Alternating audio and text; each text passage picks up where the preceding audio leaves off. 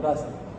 Ok. ¿Alguna vez te has preguntado por qué hoy el poder político de quien nos gobierna está limitado, pero la ley no es absoluto? Esa es la pregunta fundamental que guía este viaje a través de la historia. Damos por sentado conceptos como la democracia y los derechos. Por su existencia es el resultado de siglos de conflictos, negociaciones y transformaciones profundas en la forma en que el poder se ejerce.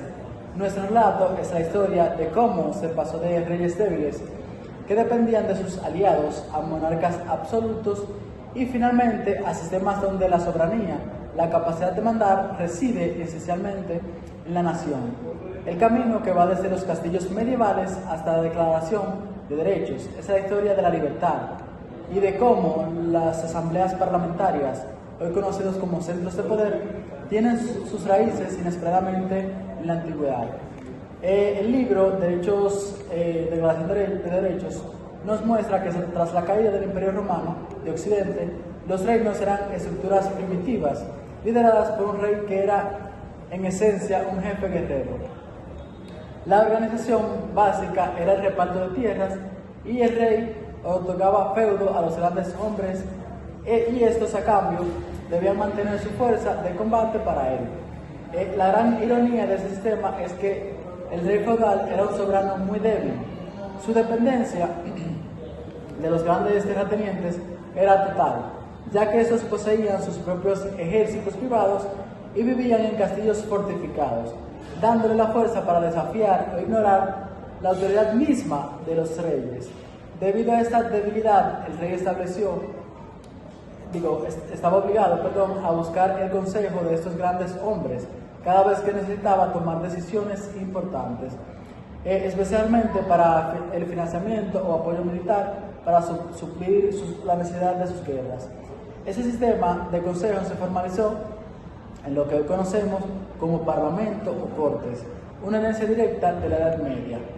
En estas asambleas se reunían las tres estamentos de la sociedad: el clero, la nobleza y la plebe. La composición de estos estamentos nos revela mucho sobre la época. El clero podía ir desde los acaudalados arzobispos y obispos hasta los párrocos que vivían en la pobreza. La nobleza englobaba tanto a los grandes terratenientes como a los nobles arruinados. En cuanto a la plebe, es vital entender que sus representantes no eran los trabajadores o campesinos, quienes vivían en condiciones de semi-esclavitud, sino los grandes mercaderes, banqueres y terratenientes, los que eran propietarios de acaudalados terrenos, los que enviaban representantes al Parlamento. En Inglaterra, el clero y la nobleza se reunían en la Cámara de Lores, mientras que la plebe lo hacía en la Cámara de los Comunes. A través de los siglos, esta dependencia del rey cambió radicalmente hacia el siglo XV, donde los monarcas comenzaron a ganar poder y se transformaron en monarcas absolutos, concentrando firmemente el gobierno en sus manos. Lo lograron principalmente al encontrar nuevas formas de recaudar fondos, lo que les permitió dejar de depender de los parlamentos para obtener ingresos. Por ejemplo, en Francia se pusieron a la venta muchos cargos políticos para obtener liquidez, pero el factor más decisivo fue la evolución de la guerra, con la introducción de la pólvora y el cañón provenientes de China. A finales de la Edad Media les dio a los reyes la capacidad de derribar y los castillos de los nobles, las fortalezas que antes eran impenetrables. Además, la infantería, equipada con armas como picas y arcos largos, demostró ser letal contra la caballería de los caballeros. Con estas ventajas, los reyes pudieron formar su propio ejército permanente sin la necesidad de apoyarse en sus vasallos. El ritual de juramento también reflejó este cambio. El antiguo pacto feudal, simbolizado por el beso mutuo entre el rey y el vasallo, se reemplazó por la simple sumisión. Ahora el súbdito se arrodillaba ante su soberano, quien difundía la idea de que era un representante de Dios en la tierra y debía ser respetado. el gobierno en esa época se centralizó en las manos de los reyes.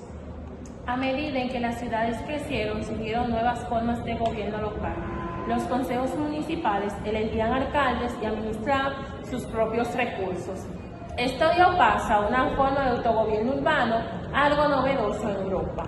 Por otro lado, los reyes medievales eran débiles porque dependían de los grandes señores feudales, quienes tenían sus propios ejércitos. Sin embargo, poco a poco los monarcas fortalecieron su poder, convirtiéndose en monarcas absolutos. Durante la Edad Media, ya que no necesitaban tanto a los parlamentos, que solo lo convocaban cuando el rey requería más impuestos, especialmente para financiar guerras. En Inglaterra, sin embargo, la historia tomó un rumbo diferente. Allí el parlamento se consolidó como una institución poderosa.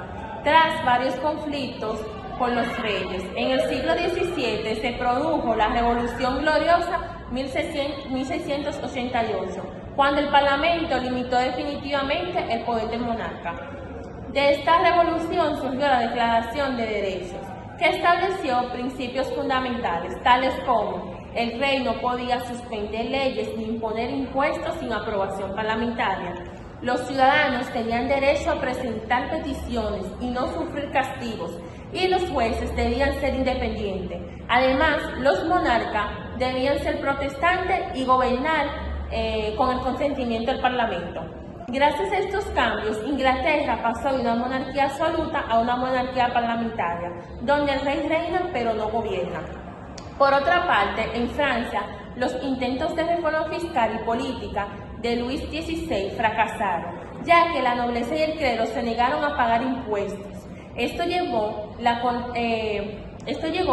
convocatoria de los Estados Generales en 1789, donde los representantes del tercer estado, la clase trabajadora y la burguesía se rebelaron y formaron la Asamblea Nacional, jurando no disolverse hasta crear una constitución. Este hecho marcó el inicio de una revolución francesa.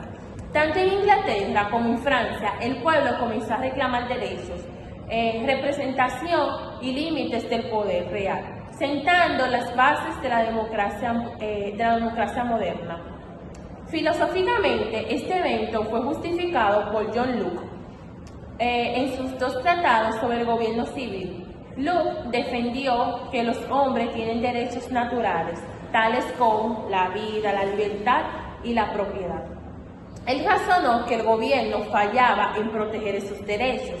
El pueblo tenía el derecho de rechazarlo y formar uno nuevo, coincidiendo así que el gobierno como una transacción o un contrato que podía romperse cuando el gobernante fallaba en su deber.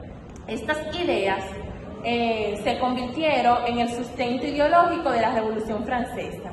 En la década del 1780, el rey Luis XVI se enfrentó a la bancarrota. Sus ministros propusieron una reforma fiscal radical, exigir que la nobleza pagara impuestos.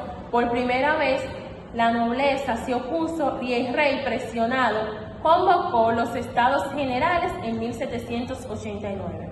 Después de 175 años de inactividad, inmediatamente surgió una disputa entre el tercer estado, la plebe.